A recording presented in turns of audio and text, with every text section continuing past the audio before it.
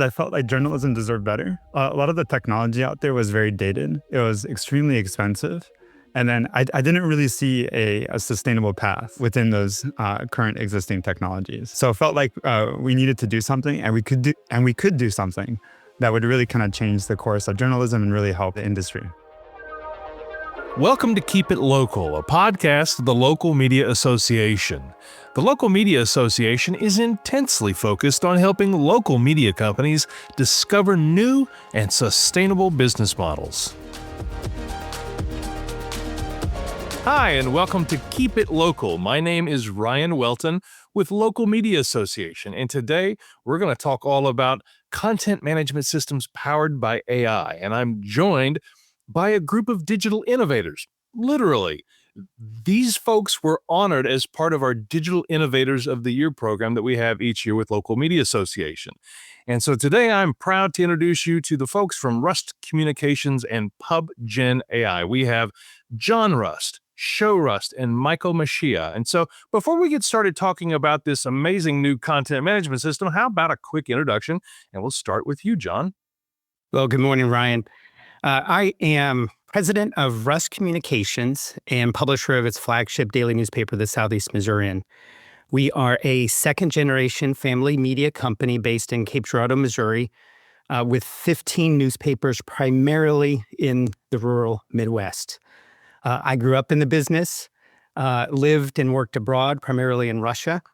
Started up newspapers in Tennessee and Arkansas.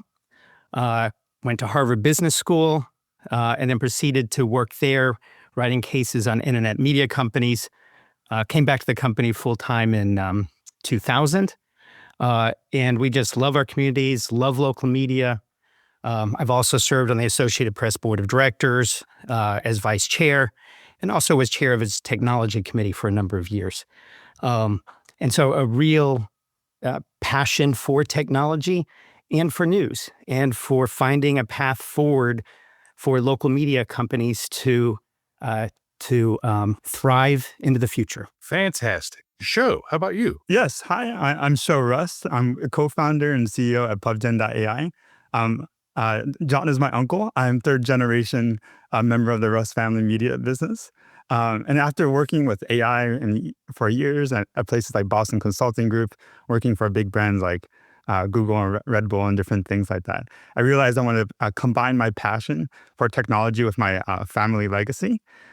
We built PubGen.AI as our first AI-powered content management system. I'm really excited to share that all with y'all. All right, Michael. Yeah, thank you. Hello, everybody. I'm French American. Grew up in America and also in France. I have my master's in organizational psychology, but I have been working in the past 16 years in IT. I'm an engineer and co-founder of PubGen.AI.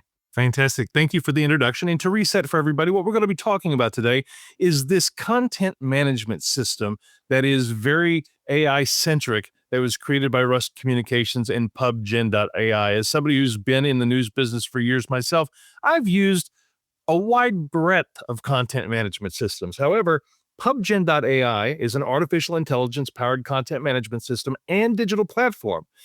If you would, tell us about the CMS you've created. What prompted you to create it? I mean, there's a wide swath of CMSs out there. And what kind of functionality is there in newsrooms? Whoever would like to start. I'll give a little bit of the origin story and then kick it over to you, Sho. Perfect. That sounds great. So at Rust Communications, we developed our own proprietary platform in the early 2000s. And we were blessed to have an engineer that was kind of planted in our area, offered jobs all over the world, all over the country, grew up in London, and it created really a great system. And we struggled to find backup engineers for him. We didn't struggle. We would have somebody on board for about 6 months, and they would be hired by IBM in Denver or in Austin with a gaming company or different places. So let's jump into the future. But we tragically lost our engineer during COVID. And at that point, it was a time we were in between assistants. And Sho has been in tech, and Michael. And so reached out and say, can you do an audit of our system? Just look at the stability of it as we kind of figure out what direction we're going to go. I didn't really want to go a way of hiring engineers again, though that was certainly one path. So we looked at third-party full-service vendors, as well as assembling our own tech stack and how we would go. And it's in the course of this, of Sho coming in, doing a audit of our system, then also invited him to start looking at what is out there, kind of join me on these calls as we're going to figuring out our direction. Sho, do you want to give your kind of thought Yeah. on this and what you saw?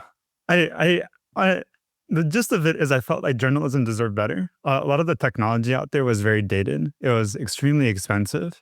And then I didn't really see a sustainable path within those current existing technologies.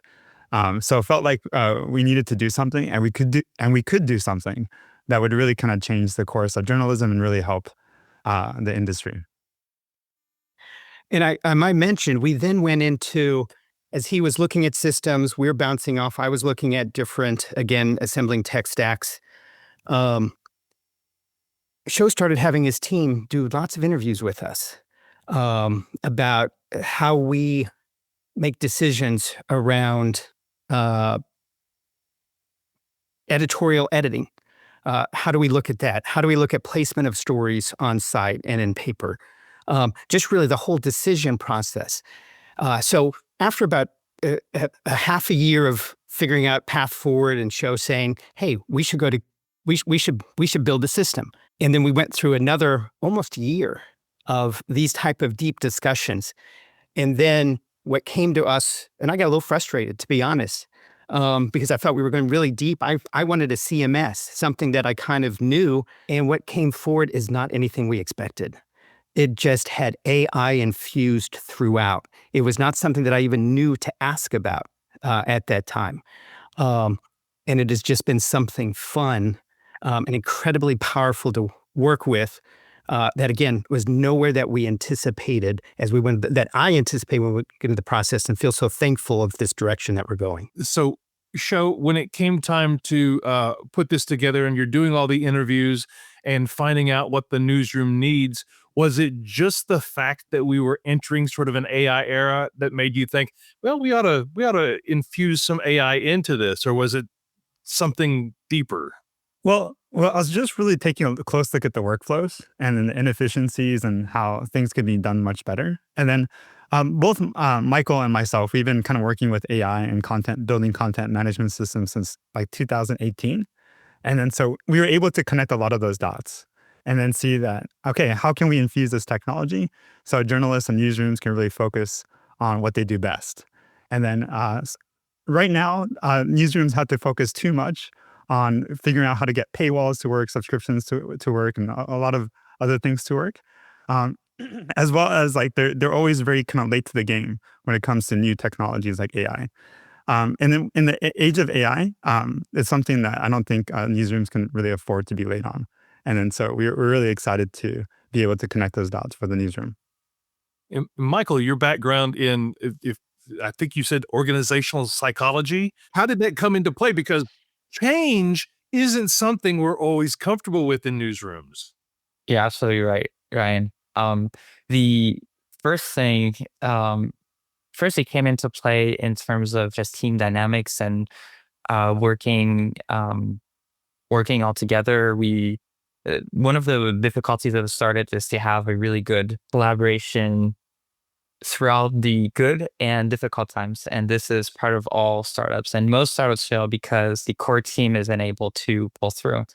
And I think that's where one aspect in which I contributed to help build a solid team. And throughout the years, we've been able to work really well together. And so that's something that I think that is really good. And then the other thing is to complement what Sho and Jon said. When we looked at the processes over at Rust Media, it was not only understanding what the tech needed to be, how the system worked, but it was also understanding what the business is. Ultimately, we're building PubGen.AI not only so that it caters for the immediate needs from a tech perspective, but also launches you into a business model that will work now and also for the future. And so having that long-term perspective in mind, I think was really probably the little extra that we brought in this equation. I'll ask about PubGen.AI as a business unto itself in a moment, but I wanted to point out that PubGen.AI has functionality for both revenue management and audience analytics, which makes it a platform that most CMSs are really mostly just for editorial. But this one is for editorial and sales. Tell us about that. And to what extent did you involve your sales teams in getting input for what functionality and reporting they needed? Well, this is a full system, even beyond, it's subscriber management, it's analytics, it's funnel, it's layout. It also has a print InDesign plugin that creates incredible efficiencies for just doing the layout of print papers or e-editions. And Sho, do you want to talk about the conversation on the Sure. Yeah, absolutely. It's got the reporting. It's got all the different things. We really wanted to, like, typically a lot of these content management systems require you to kind of Frankenstein plugins together, or a lot of different vendors together, and it gets really complicated really quickly. It also creates a lot of instability as you have to maintain and take care of all these different separate platforms. We really took a look at it from more of a holistic point of view, where people can get up and running a lot faster, and there's a lot less things that can kind of break and go wrong. There's also a lot of interesting tools, like, of course, like the paywalls and different things like that, that you don't really have to think about much. They just work. And then so journalists can kind of continue to just focus on the writing and editorial process. And of course, we have a fantastic and easy to use editorial process as well, that has things like the AI chatbot, research assistant, and also an incredible reader experience as well. So we really focus hard on how good the website performs. So without ads, ads always slow things down, but without ads, we score extremely high, up in the upper 90s or even 100% oftentimes on like things like Google page speed for things like best practices, SEO, and performance. And that's something very kind of new to the industry, surprisingly. So we're able to, the beautiful part about it is that when people migrate to our platform, not only are they able to really focus on the content because of the beautiful CMS, but they're also able to see a huge benefit from just a much more beautiful website that connects well with their app, and then also that integrates well with their print editorial process as well through InDesign. And I'm going to bounce back to your question too a little bit, Ryan. I might have taken us off in a different direction. So we had the advertising team at the Southeast Missourian and marketing team involved in the process. We also Sho very early on, while we were looking at what Rust Communications was looking at future path. We were kudos to Local Media Association, part of Facebook Accelerator program, which really went into best practices with Blue Engine of walking through, and some of their specialists. So we took that learning, have also used all the Google Consumer News Insights on both the advertising side to how to manage content, as well as other research. So that's where it kind of started with. And then it continues to expand also on how we're working with new clients. But in general, if you look at the platform, you see everything from sticky ads to the importance of how we're tracking first-party data that being collected in it. So this system is built to have everything that you go into what you need to do for marketing and advertising. It's a system for the entire enterprise. Did you run into any obstacles, whether it be on the sales side or the newsroom? Were there any doubting Thomases who are like, change? I'm not really sure. And at what point did the epiphany happen? Did their eyes light up and they say, this is actually amazing? Well, oftentimes before, if they haven't seen the software yet and they just hear about it, there's a lot of like, buzzwords like AI and different things like that. And then oftentimes, in this industry, change, a lot of newsrooms have kind of an immunity to change, as they say. But once they see a demo of the platform itself, they see it in practice, they see how we were able to take AI and then being able to implement it in a much more responsible way into the newsroom's workflow. They're almost always sold. And then, so typically, even the biggest doubters will be asking us for a contract the next day after they actually see the software in use. It's you mentioned the contract. This system is available for any newsroom. As I note here, it was built with the enterprise in mind. Businesses with multiple publications can manage everything in one spot, and at $250 a month per publication, quite affordably.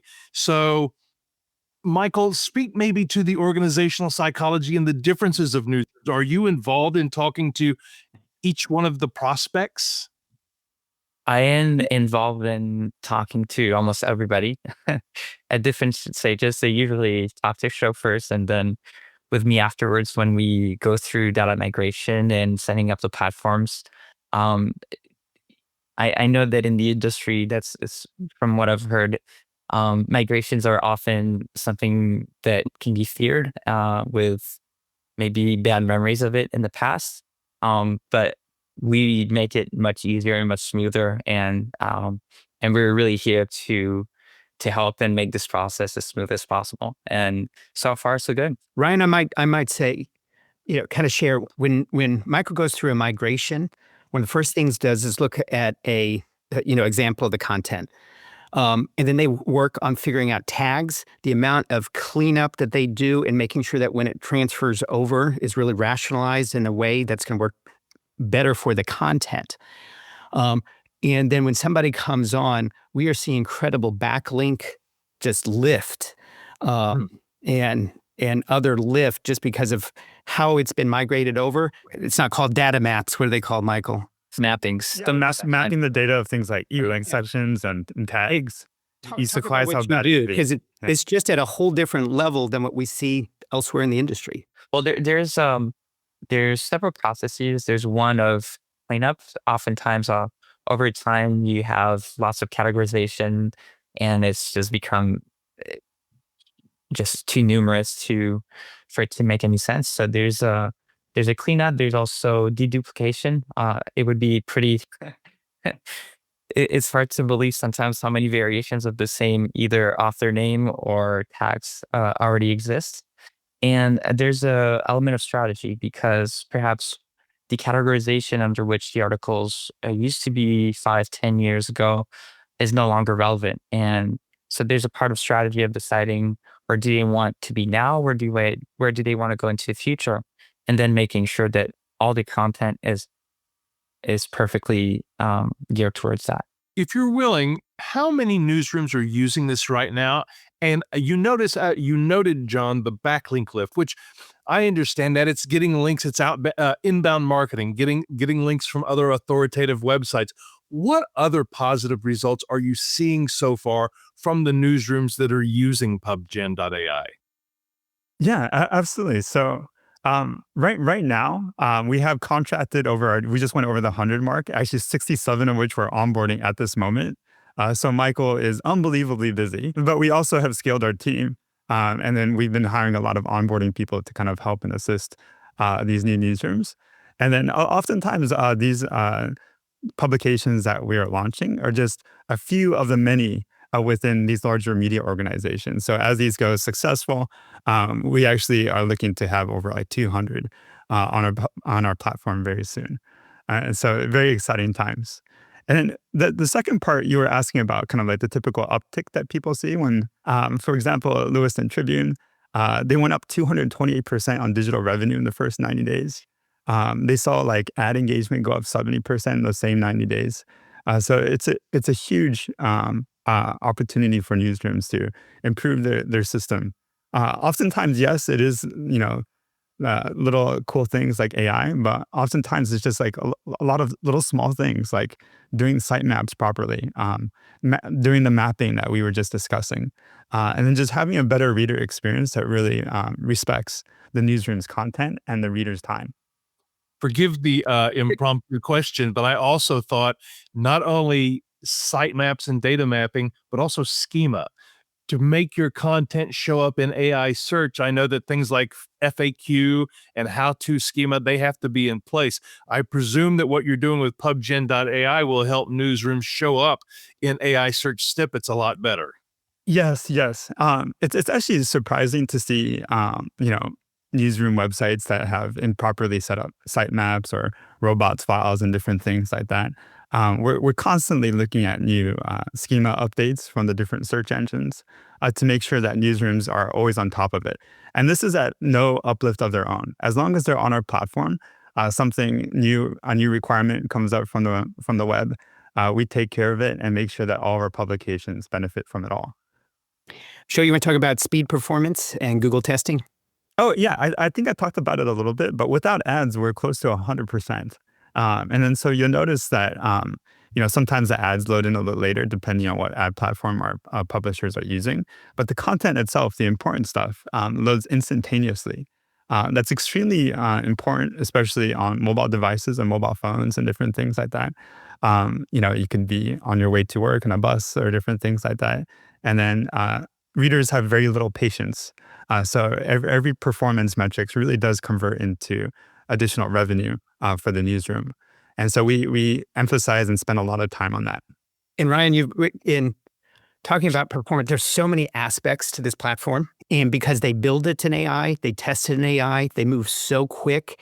And when they add features, everybody gets the benefit of it. It's not something because it's more like a Tesla, where they constantly are updating the operating system rather than a lot of other systems, which are kind of old vehicles that have had things bolted onto it. If you want to add an AI component, you bolt it onto it. But these are individual sites that have to be updated individually, whereas this just moves fast. So there's so much to it. But pulling it back into the newsroom, in our operation, we're seeing about a 10 times multiple of efficiency improvements of the number of press releases and government documents that our news clerks can handle. We're seeing about a 1.3 to 3x improvement of what our reporters can handle or are doing in our editors on just the basic news stories. We're seeing in terms of management of website, we're seeing 12 to 20 times of just how we've set up auto channels for wire services so that content moves in automatically under rulemaking, to how related stories are put together, to layout on the system. It's just so much more efficient. And we're seeing all of that. Not to mention, we just finished at Rust Communications, we just finished a research experiment where we were using a news analysis tool, kind of like a copy editing and news analysis tool to give feedback to the reporter before it got to the editor. And so we had them do this news analysis and we had them do a bias check. And it gives them the type of feedback that we're thinner now with our copy editors. We're just thinner throughout our company. We know the industry as well. So this gives feedback to the writers on, in part, gap analysis. Might find, an example, misquote, a quote one way, body copy different. It gives the feedback to the reporter earlier in the process. We were surprised. It really appeals to our younger reporters because they get it one-to-one from their screen. They feel more comfortable with the AI feedback than their editor coming in and kind of say, what the hell, about this? Why didn't you ask this question? So that's another component in there. We found out in this research project over a 20-week period is that 79% of the time the reporters found that the feedback was effective. 50% of the time they made changes in the immediate story. Other parts, they used it for follow-up. This is a whole discussion in itself, what we found.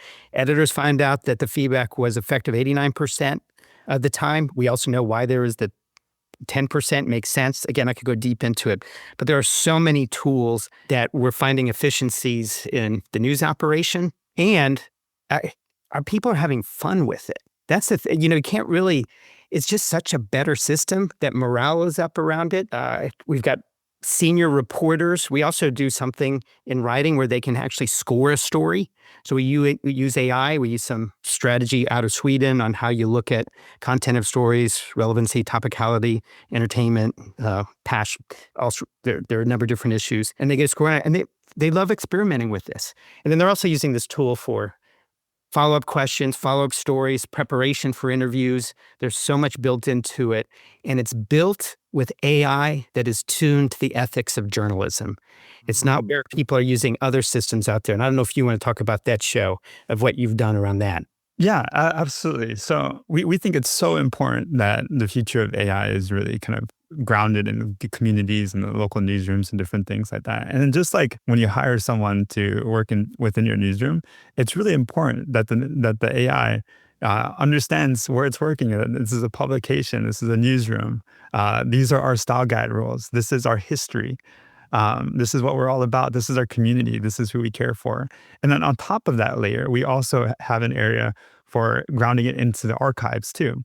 So the AI has access to the archive. So it can go back and then reporters in the back end can ask things like, hey, have we written about this person before? And it's actually like, oh, cool. Yeah, actually the star athlete, their mother from 15 years ago that we wrote a story on, this story right here, was also a star athlete. You might want to mention that in the article.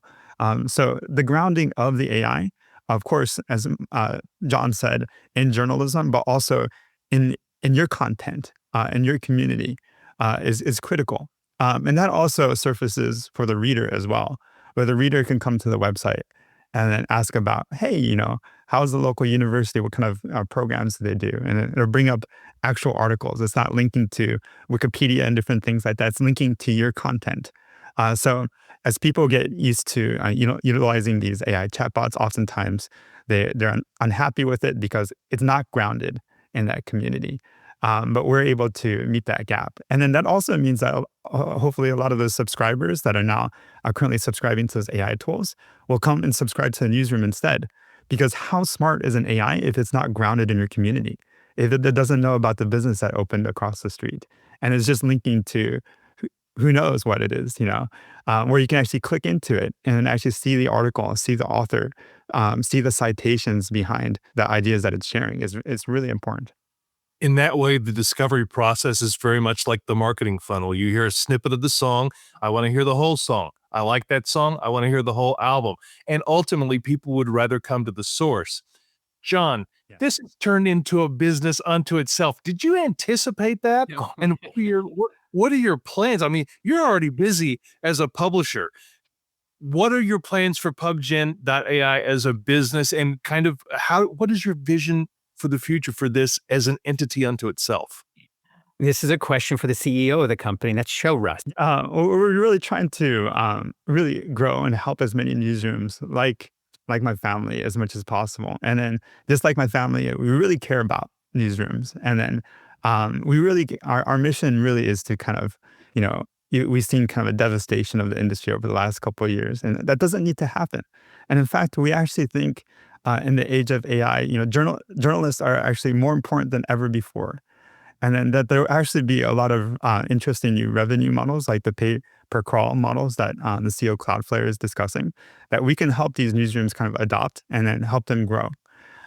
So we plan to, of course, our focus right now is helping local newsrooms, but we also are working with universities, educators, and even content influencers that talk about very specific topics that are more kind of their community is like maybe design or different things like that.